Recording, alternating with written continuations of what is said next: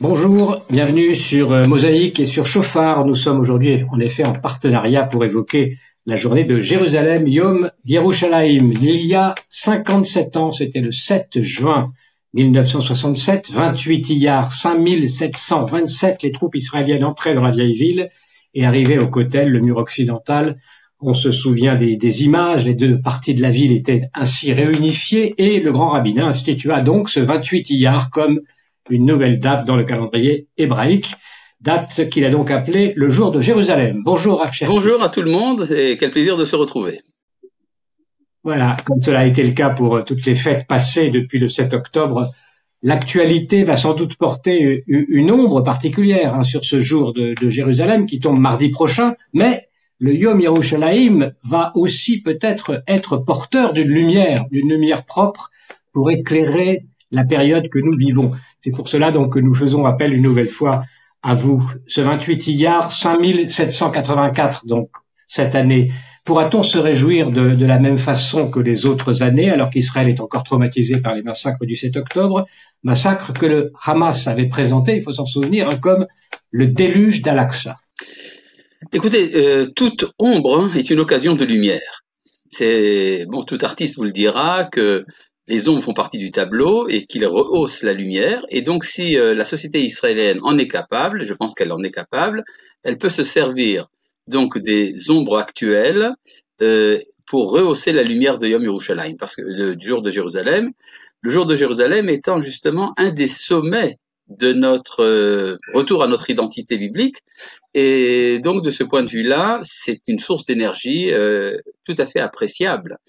Rappelons d'ailleurs un petit point, vous avez dit que ce jour s'appelle le jour de Jérusalem. Je tiens à rappeler qu'il y avait un autre jour fixé par le rabbinat également d'Israël, qu'on a appelé aussi le jour de Jérusalem, c'était le 19 du mois de Iyar.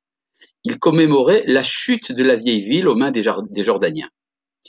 Et ce jour a été bien évidemment oublié, il a été remplacé par un autre jour de Jérusalem, celui que nous préparons à fêter.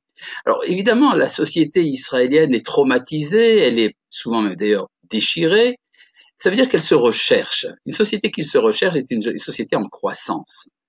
Et donc, de temps en temps, le retour au point de repère, tel que justement la journée de la libération de Jérusalem, ce sont des jours importants. Ce retour est une occasion à prendre au vol. À mon avis, c'est justement, on pourrait dire même un bonheur justement de rencontrer au milieu de nos misères ces jours de bonheur. Ouais. Il y a surtout assez peu de visibilité sur ce qui se passe. Comment va se terminer cette guerre à Gaza? Qui pour gérer après dans cette zone? Le front nord, est-ce qu'il va se rembraser? Les divisions internes, est-ce qu'elles ne vont pas recommencer peut-être encore plus intensément? Puis il y a toujours la question des otages. Comment est-ce que vous voyez-vous cette situation aujourd'hui? Comment la voyez-vous évoluer? Comment la percevez-vous plus de 7 mois? Vous savez que quand il y a des crises de ce genre, aussi bien intérieures qu'extérieures, c'est porteur de ce qu'on appelle de reconstitution dans tous les sens du terme. La constitution israélienne a besoin d'être révisée. D'ailleurs, on voit que souvent, dans les périodes de crise, les États connaissent des moments où ils révisent l'organisation des institutions nationales.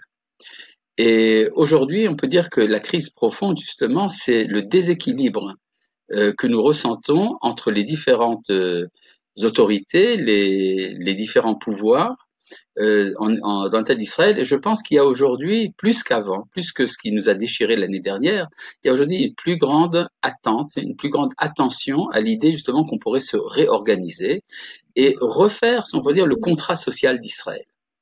Et ce contrat social est absolument indispensable. Il y a un sentiment de solidarité ou de reconstitution de la solidarité qui est ressenti comme extrêmement nécessaire au sein de notre société. Maintenant, pour ce qui est du front militaire, aussi bien à Gaza que dans le nord, que des missiles lancés par les Houthis du Yémen, que par les dangers présentés par l'Iran, par le réarmement intensif de l'Égypte, n'oublions pas toutes ces choses-là, et également les préparatifs éventuels à un grabuge au sein de la Cisjordanie, la Judée et la Samarie. Dans tout cela, à mon avis, ce qui va donner, évidemment, la victoire, c'est la victoire de Tsahal, ça on le sait. Mais le problème, quelle sera la nature de cette victoire? Est-ce que la nature de cette victoire sera, disons, on recommence comme l'année dernière, comme il y a 10 ans, comme il y a 20 ans, ou bien est-ce qu'on comprend que ce conflit est également un conflit qui va trancher dans les valeurs, c'est-à-dire décider de savoir qui l'emporte sur la scène des valeurs dans l'humanité? Est-ce l'Occident? Est-ce l'islam? Ou bien est-ce que ce serait peut-être les messages particuliers du peuple d'Israël? Vous venez de parler du front égyptien, enfin de l'Égypte qui se réarme. On n'en parle pas très souvent. Ça veut dire quoi? Vous pensez qu'il y a une menace de ce C'est pas côté-là aussi? impossible, ça a été d'ailleurs, bon, ce que je dis, je le tire des médias, hein, c'est-à-dire, je n'ai pas de secret que vous ne pouvez pas découvrir vous-même, mais simplement dans les réseaux sociaux et également dans la presse internetique, on a parlé de ça effectivement, d'un réarmement assez intensif de l'Égypte. Bon, c'est pas la première fois, on ne sait, mais il faut toujours être prêt à des surprises. Ça, on le sait déjà depuis le 7 octobre. La surprise est l'ennemi numéro un de nos armées. Alors, le hasard ou la providence a voulu qu'un ami me donne très récemment un livre de vous qu'il avait édité il y a une vingtaine d'années et qui s'intitule Jérusalem de la division à l'unité. La lecture est vraiment assez édifiante pour la période actuelle. Donc j'ai choisi de reprendre un peu de ce qu'il y avait dans ce livre pour faire la trame de cet entretien. Vous dites notamment que la libération de Jérusalem, donc en 67, constitue la rencontre entre l'histoire moderne et l'histoire biblique. Est-ce que vous pouvez nous expliquer ce point de rencontre, Disons en quoi il que consiste? l'État d'Israël, en tant qu'État déjà, constitue un événement biblique au sein de la modernité. C'est pour ça qu'il pose une interrogation très grave, aussi bien sur le plan théologique pour le christianisme ou pour l'islam, mais également même pour une approche, disons, de culture générale. Si un événement biblique peut se produire au milieu de la modernité, alors ça voudrait peut-être dire que c'est la Bible qui explique l'histoire. Et peut-être encore pire, peut-être que la manière qu'ont les Hébreux de lire la Bible, peut-être que c'est celle-là la bonne. Ce qui est extrêmement troublant parce que ça exige donc un replacement des identités, y compris de l'identité hébraïque, ce à quoi pas tout le monde est disposé à s'y mettre. Rappelons, ce qui s'est passé avec la guerre des 6 jours a été beaucoup plus intensif. En effet, lors de la guerre des 6 jours, l'État d'Israël est passé de situation d'État refuge pour des persécutés, des rescapés de la Shoah, il est devenu celui qui domine la terre de la Bible. En effet, la Judée, la Samarie, le Golan, Gaza, tout ça, ce sont des lieux où s'est produite l'histoire biblique, où s'est formée l'identité d'Israël et où s'est formé justement le message d'Israël pour l'humanité. Et donc cela engage de passer, si vous voulez, de la bande côtière, refuge de quelques Européens persécutés à qui la communauté internationale est prête à accorder un lieu où se réunir après toutes les souffrances. Donc, c'est-à-dire un peuple victime. Non, c'est maintenant devenu un peuple qui a quelque chose à dire. Vous savez que l'Ecclésiaste a dit « La sagesse du miséreux n'est pas entendue. Ses paroles ne sont pas écoutées. » Et effectivement, pendant tout le temps de notre exil, et ce jusqu'en 1967, eh bien, le judaïsme n'a pas été vraiment pris au sérieux. On savait que le judaïsme existe, il fait partie des religions, mais en fait, il n'appartient qu'à une sorte de brouillon du christianisme, à une ébauche historique de la civilisation occidentale, mais l'aboutissement véritable du message de la Bible serait dans le christianisme, dans l'Europe, dans le monde occidental dans son ensemble. Or, ce qui s'est passé maintenant, il y a maintenant un nouvel intérêt. Parmi les nations, l'intérêt pour le judaïsme va en croissant. Et ça, c'est depuis 1967. Parce qu'on se dit, il est probable que les Juifs ont quelque chose à nous dire s'ils sont revenus sur cette scène internationale. Et donc, de ce point de vue-là, c'est effectivement un événement biblique qui, d'ailleurs, je veux rajouter, a troublé beaucoup la société israélienne. Vous savez que les Israéliens sont divisés en religieux et laïcs. Or, c'est le Tsahal laïque, l'armée israélienne laïque, qui a libéré le mont du temple de Jérusalem. Et cela est très troublant parce que les laïcs se disent comment avons-nous fait une chose pareille? Ça appartient à la religion. Et les religieux se disent comment cela a-t-il pu être fait par ceux qui ne sont pas dans la maison d'études? C'est comme si l'histoire agissait de telle manière qu'elle nous oblige à des synthèses sociologiques qui vont faire rencontrer les différentes composantes de la société israélienne.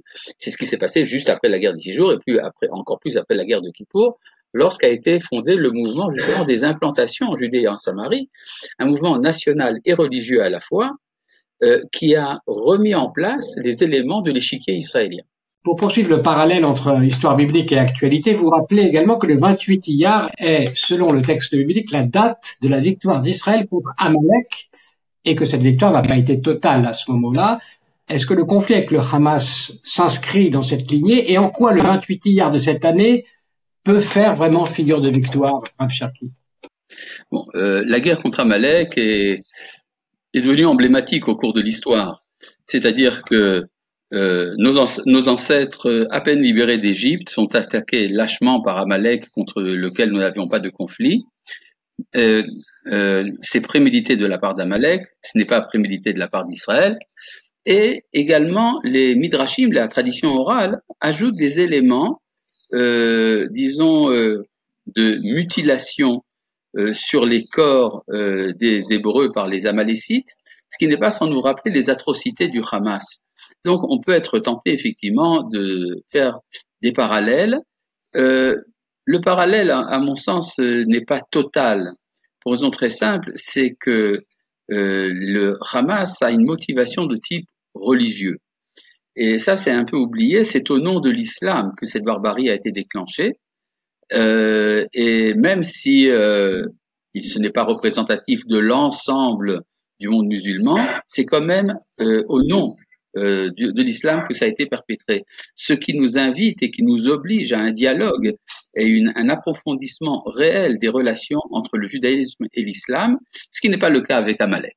En tout cas, si nous avons eu la victoire le 28 Iyar en 1967, pourquoi ne pas espérer que ça se répéterait de nos jours? Vous dites que la libération de Jérusalem n'est pas simplement la libération d'un endroit, mais la possibilité pour le peuple d'Israël de vivre sa propre libération, son propre dépassement des limites de l'espace, du temps et de la conscience, du psychisme. Est-ce que vous pouvez rendre sensible, même à un esprit laïque par exemple, la signification de ces dépassements de ce cadre qu'on a, qui est habituel pour nous, du temps, de l'espace, du psychisme, et que le jour de Jérusalem porterait en lui ce dépassement? Bon, ça demande une étude beaucoup plus professionnelle, mais simplement rappelons une chose, c'est qu'il y a toujours des frustrations dans la condition humaine, quelle que soit la manière dont on la considère. La condition humaine se sent effectivement dans des limites. Je suis dans un temps, le présent. Quand je suis dans le présent, je ne suis ni dans le passé ni dans l'avenir. Je suis dans un lieu et je ne suis pas dans un autre lieu. Et quand je suis moi-même, je ne suis pas une autre personne. C'est-à-dire qu'en fait, comme disait Leibniz, les monades n'ont pas de fenêtre, l'âme est une monade, et donc je suis, disons, désespérément uniquement rivé à moi-même, à mon lieu, à mon temps et à ma personnalité, mon psychisme. Et dans ce que représente Jérusalem dans la tradition juive, justement, c'est une éventualité de dépassement de ces limites. On dit que dans le temple de Jérusalem, les gens étaient pressés les uns contre les autres, mais au moment de se prosterner, il y avait de la place pour tout le monde, ce qui donc est un dépassement des limites de l'espace. Et puis, à Jérusalem, la règle de la loi juive dit que les enfants d'Israël ont le droit de manger les uns chez les autres et on ne craint pas que l'autre transgresse les lois de la cacheroute. C'est-à-dire que il y a un dépassement ici, il y a une unité des psychismes. Et puis également, pour ce qui est du temps, par exemple, lors du jour du jeûne de Kippour, lorsque le grand prêtre entrait dans le temple de Jérusalem, il pouvait faire l'expiation des péchés des années passées, alors que le temps était déjà passé. C'est-à-dire le phénomène de la teshuva, du retour, permet justement de dépasser les limites du temps. C'est ça, en fait, que représente Jérusalem dans son point névralgique, selon la tradition d'Israël. Il y a une autre dimension, Rav Cherki, c'est la dimension universelle, sur laquelle vous insistez beaucoup. Jérusalem, dites-vous, c'est une caisse de résonance de ce qui se passe dans l'humanité. Qu'est-ce qui résonne aujourd'hui, à partir de Jérusalem, de ce qui se passe dans l'humanité actuelle? C'est une évidence, c'est l'affrontement des civilisations que nous sommes en train de vivre aujourd'hui au niveau de la planète. Dans l'affrontement des civilisations, si on reprend l'expression du chercheur américain Huntington, alors nous sommes aujourd'hui dans une sorte de conflit mondial pour ce qui est de la direction des valeurs dans l'humanité. Actuellement, le monde des valeurs est fixé par l'Occident, mais c'est remis en question.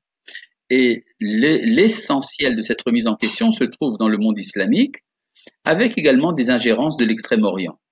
Or, le front, le lieu d'affrontement entre ces deux civilisations, l'Occident et l'Islam, eh bien, comme par hasard, ça se passe précisément à Jérusalem.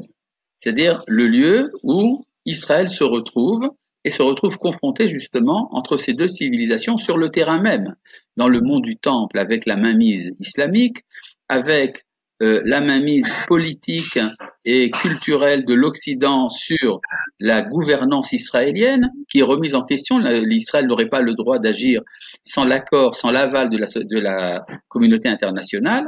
Et le lieu où ça se passe, eh ben, c'est dans ce lieu de rencontre, justement. Et donc, de ce point de vue-là, Jérusalem est effectivement aujourd'hui la caisse de résonance des grands conflits qui agitent la planète. Ça a été vrai au cours de l'histoire, et comme vous avez pu voir dans mon livre, j'ai amené plusieurs exemples historiques, comme quoi, justement, ces conflits se retrouvaient à Jérusalem. Vous faites aussi un lien entre la division de Jérusalem et la division du peuple. Jérusalem est encore divisée, dites-vous, car le peuple d'Israël demeure divisé. L'unité du peuple, c'est la condition de la réunification de la ville. Sur quoi on peut fonder ce lien entre ces deux dimensions d'unité? Tout d'abord, vous savez que la terre d'Israël a été divisée en 12 tribus. Chaque tribu s'est vue attribuer un territoire, et que Jérusalem n'a pas été divisée, parce qu'elle appartient à tout Israël. Et il est intéressant de voir que lors de la guerre d'indépendance, il y a eu 3 tentatives de libérer Jérusalem, de libérer la vieille ville de Jérusalem. Et ces tentatives se sont faites par 3 des portes de la ville. La porte nouvelle, la porte de Jaffa et la porte de Sion. Et c'est à chaque fois par un autre corps d'armée, le Hetzel, le Lehi et la Haganah, qui ne formaient pas encore une armée unifiée et qui avait des rivalités politiques entre elles. Or, ce qui s'est passé lors de la guerre des 6 jours, c'est là qu'a été formé pour la première fois dans l'histoire de l'État d'Israël un gouvernement d'union nationale. Et à partir du moment où ce gouvernement d'union nationale a été formé, c'est là qu'on a pu entreprendre la conquête de Jérusalem par une autre porte, la porte de la miséricorde, qui se trouve à l'est de Jérusalem, du côté où, d'après les prophètes, entre la présence divine. Donc on voit bien qu'il y a une sorte de corrélation entre l'unité du peuple et la possibilité d'entrer dans Jérusalem.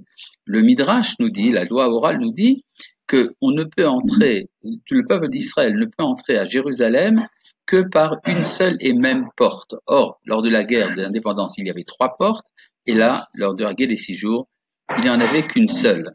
Donc, de ce point de vue-là, effectivement, Jérusalem représente cette unité. Alors, parlons-en de l'unité du peuple. Vous donnez une explication des mots qui minent la société israélienne. Ils viennent, selon vous, d'une absence de conscience de la portée universelle du sionisme. C'est apparemment paradoxal, puisque le sionisme est d'abord évidemment un mouvement national. En quoi le sionisme, donc, est-il un universalisme, Rav Cherki?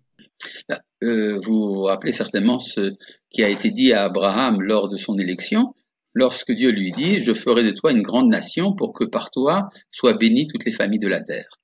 C'est-à-dire, le projet d'Israël ne peut pas se réduire à un nationalisme étriqué, à un chauvinisme qui ne serait intéressé qu'au devenir des enfants d'Israël. Les enfants d'Israël, dès le départ, ont formé un noyau humain de 70 personnes descendues en Égypte. Pourquoi 70? Parce que c'est traditionnellement le nombre des nations. C'est-à-dire que dès le départ, l'histoire nationale d'Israël est branchée sur la vocation d'amener la rédemption de l'humanité. Vous connaissez certainement ce terme provocateur, le peuple élu. Mais si nous sommes un peuple élu, ça veut dire qu'il y a une élection au sein de quelque chose. Ça suppose l'humanité. Être élu, c'est remplir un rôle de responsabilité pour ramener la justice et encore d'autres valeurs dans la civilisation universelle. Et en fait, ce qui se passe au sein de la société israélienne, c'est justement ce point-là qui divise.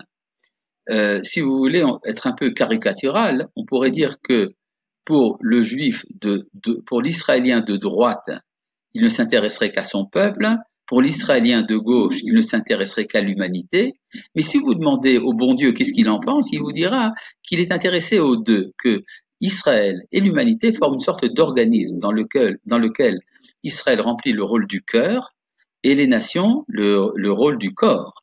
Or, un corps sans cœur ou un cœur sans corps, ça ne sert pas à grand-chose. Alors, vous donnez aussi quand même un diagnostic, finalement presque une ordonnance. Vous dites, tant que les porteurs de l'idéal sioniste ne comprendront pas la portée universelle de leur action, ils vont contribuer d'entretenir l'opposition cosmopolite. Et tant que les tenants de l'humanisme se sentent rejetés par les tenants du nationalisme religieux, ils vont continuer à s'opposer. Vous semblez énoncer là les conditions de possibilité donc d'une entente nationale. Comment on y arriverait? Comment faire concrètement pour y arriver? Eh bien, c'est très simple.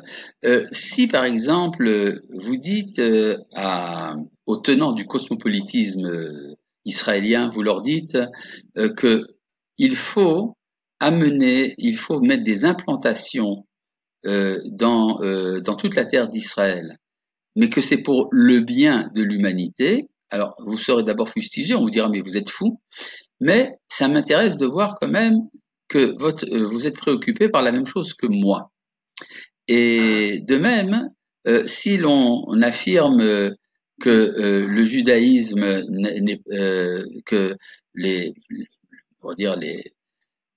la gauche israélienne, le gauchisme n'est pas intéressé par son judaïsme, alors on découvrira très bientôt qu'au contraire, c'est par souci pour le bien-être d'Israël qu'il y a des prises de position parfois extrêmes et même pro-palestiniennes.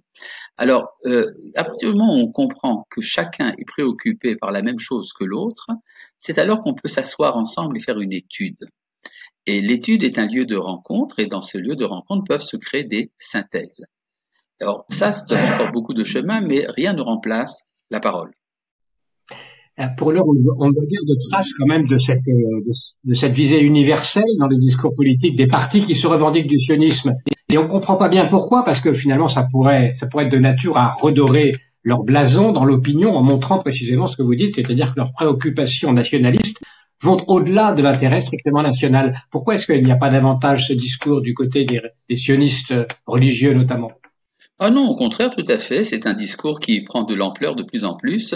Ne serait-ce que cette semaine, j'ai pu rencontrer une trentaine de dirigeants sionistes religieux qui ont sous leur égide des dizaines de milliers d'élèves dans les institutions sionistes et religieuses et justement qui m'ont dit très simplement, nous sommes venus apprendre chez vous qu'est-ce que c'est que l'universalisme d'Israël. Or, je leur ai simplement rappelé les textes fondamentaux de la Torah, aussi bien écrite que orale, et de la vocation universelle d'Israël. Vous savez, Bergson affirmait que le judaïsme est en retrait, est en infériorité par rapport au christianisme, parce que d'après lui, le judaïsme ne s'occuperait que de son peuple, un Dieu qui ne serait que national, tandis que le christianisme aurait ouvert les portes de l'humanité. Mais en fait, c'est totalement faux. Il suffit de lire la Bible pour voir que les prophètes s'adressent aux nations, et il suffit de connaître un peu la théologie chrétienne pour savoir qu'en dehors de l'Église, il n'y a pas de salut. Et pourtant, Bergson avait raison sur le plan sociologique, parce que pendant le temps de l'exil, les Juifs étaient occupés soit à leur survie immédiate, soit à s'assimiler dans le décor. Et ce n'est qu'une fois que nous sommes revenus à notre indépendance, à notre puissance, que nous pouvons maintenant envisager la nature du discours que nous avons à délivrer à l'humanité. Et ça prend du temps de sortir de la convalescence d'un exil de 2000 ans. Alors, tournons-nous maintenant vers les nations et leur attitude, la manière dont elles regardent et elles considèrent Israël de manière avec assez peu d'aménité, comme on le voit tous les jours. Et je vous cite une nouvelle fois ce que vous avez écrit, donc je rappelle il y a 20 ans, ça résonne tout à fait aujourd'hui. La prise de conscience de l'identité universelle du peuple d'Israël se fait à travers la troisième guerre de Gog et Magog. C'est une troisième phase donc du conflit qui se présente comme une remise en question directe de la légitimité du sionisme et du judaïsme dans son ensemble, alors qu'à l'origine le sionisme était vécu comme un mouvement moral, puisqu'il s'agissait de redonner sa terre à un peuple qui en avait été chassé, il est peu à peu accusé d'être totalement immoral et même d'être une atteinte à l'identité humaine universelle. Cette accusation est mise dans la bouche donc des nations et trouve d'ailleurs aussi un certain écho dans la société israélienne. Comment est-ce qu'on est passé du côté des nations d'un jugement sur Israël avec une forme de considération morale, on va dire, à la dénonciation qu'on entend aujourd'hui tous les jours dans les médias d'une complète immoralité, Rav Cherki? Vous savez qu'il y a quand même un traumatisme moral très fort dans l'Occident, la Shoah. Et le sentiment de culpabilité au niveau collectif est tout à fait présent dans le subconscient collectif. Et donc il y a une nécessité de se dédouaner de la Shoah. Or la meilleure manière de se déculpabiliser, c'est de culpabiliser la victime. Et surtout que aujourd'hui, attendez les crises morales qui traversent l'humanité, Israël fait figure d'une éventuelle alternative de valeurs, ce qui n'est pas sans inquiéter les nations. Rappelez-vous que pendant 2000 ans d'exil, les nations ont dirigé le monde et qu'Israël était enfermé dans son ghetto. Et nous étions critiques par rapport aux nations, mais les nations se disaient, bon, vous pouvez toujours parler, étant donné que vous êtes dans le ghetto, si vous aviez un État à vous, vous auriez votre indépendance, vous seriez aussi méchants que nous. Et puis brusquement, les Juifs non seulement sortent du ghetto, mais ils refondent leur État. Et donc, si il est prouvé, s'il est démontré que cet État a un message moral qui l'emporte sur ce qui a été dit en Occident pendant 2000 ans, c'est une remise en question de toute l'œuvre de l'Occident. Et donc, on peut très bien comprendre que cette rage antisémite, d'ailleurs irrationnelle, que l'on voit un peu partout dans le monde, dans différents domaines, dans les campus américains, dans les cours de justice internationale, dans les discours des médias, et tant d'autres choses, eh bien, cet irrationnel ne peut être expliqué qu'au niveau psychanalytique, une tentative d'échapper à l'accusation implicite qui peut ressortir de la moralité de l'État juif. Or, l'État juif est actuellement le plus moral des États dans le monde. Nous sommes le seul pays au monde qui, après plus de 75 ans d'état de guerre, reste démocratique et même, disons, complaisant par rapport à des minorités souvent hostiles dans son sein. Alors, les nations, on va terminer ainsi avec le constat que les nations s'intéressent beaucoup à Israël. Il suffit donc d'ouvrir n'importe quel journal de n'importe quel pays. Cela s'explique selon vous donc par le fait que les nations attendent aussi donc ce message que Israël dise quelque chose. Et vous ajoutez, même si ça prend la forme d'une opposition allant jusqu'à la haine, il faut jamais oublier que toute haine peut se transformer en amour. Alors, vu la situation aujourd'hui, le niveau de haine que l'on constate un peu partout, il faudra sans doute s'attendre dans l'avenir, en cas de retournement, à un véritable débordement, pour ne pas dire un déferlement d'amour des nations pour Israël, Rav Cherki. Oui, sans aucun doute. Il n'est pas du tout impossible que ça puisse commencer justement par le monde islamique. De manière assez paradoxale, on se rend compte que maintenant il y a des oreilles qui s'ouvrent un peu partout dans le monde musulman, qui se met à l'écoute d'Israël et qui envisage une sorte de réconciliation abrahamique. Vous savez ce qui s'est passé dans les Émirats du Golfe, où les accords sont des accords d'Abraham, et c'est pas simplement une formule de style, c'est quelque chose d'extrêmement sérieux. C'est une révision de l'identité musulmane, sa disposition à se mettre à l'écoute d'Israël, alors que jusqu'à présent, l'islam se présentait comme remplaçant Israël. Si, au niveau de notre famille, nos cousins, les fils d'Ishmaël, quelque chose bouge, ça peut certainement annoncer une transformation de la relation de l'univers de la planète envers Israël, et je ne sais pas si ça prendra tellement de temps. Les bouleversements que nous vivons aujourd'hui au niveau international sont d'une telle ampleur que ils sont porteurs parfois donc de changements, parfois brusques ou en tout cas étonnants. Oui, certains islamologues sont sceptiques par rapport à cette possibilité parce que il y a dans le Coran intrinsèquement une violence indéniable vis-à-vis des Juifs.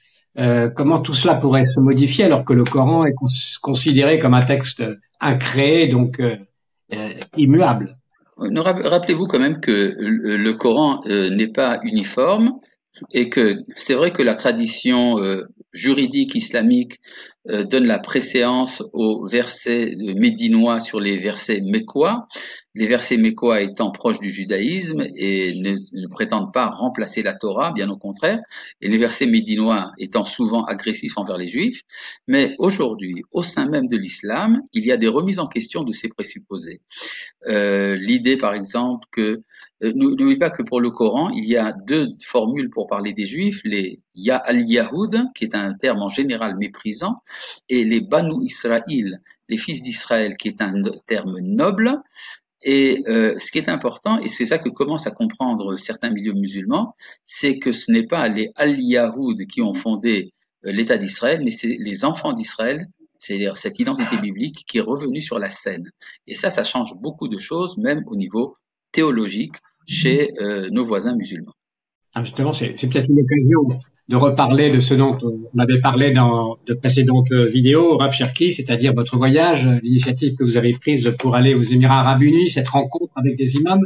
Est-ce qu'il y a eu des développements de ce dialogue? Sans aucun doute, bien sûr. Depuis, je reçois sans cesse des messages de tout le monde islamique, entre autres de l'opposition arabophone en Iran, de l'opposition au gouvernement en Syrie. J'ai été visité par une délégation du Maroc. Des relations se sont établies également avec le mouvement ahmadique en Israël, qui est contre la violence au nom de l'islam, et certains autres contacts avec d'autres pays que je ne peux pas évoquer pour des raisons de discrétion. Et donc, des choses peuvent effectivement, on voit que cela change, ne serait-ce que le fait que, par exemple, dans un des journaux paraissant à Bagdad, on me demande d'intervenir, de faire des articles, vous comprenez, et il y a quand même des choses qui bougent. Et tout ça pour une raison très simple, c'est que mon discours n'est pas un discours de interconfessionnel, de politesse mutuelle. C'est un discours qui engage toute une dynamique, une exigence de révision au sein de l'islam, au nom de l'islam d'ailleurs. Tout ce travail s'ajoutant à ce que vous faites relativement au Bnei Noach. Oui, bien sûr, oui. Le mouvement noachide. Alors paradoxalement, vous savez, des Occidentaux me disent comment nous avons abandonné le christianisme pour devenir des noachides, tandis que chez les musulmans, vous ne faites pas le même travail. Pourquoi donc? Raison très simple, c'est que tout d'abord, être noachide dans un milieu musulman met en danger physique la personne, et de plus, l'islam a quand même un arrière-plan monothéiste et d'une éventuelle fraternité avec Israël qu'il serait important d'explorer et de développer. Merci infiniment. Merci à Cherki d'avoir accepté une nouvelle fois l'invitation de Mosaïque et de Chauffard. Je rappelle donc le titre de ce livre dont vous nous parlez, Jérusalem, de la division à l'unité. C'était publié aux éditions qui s'appelait Ivriut. Voilà. Merci à tous pour votre attention.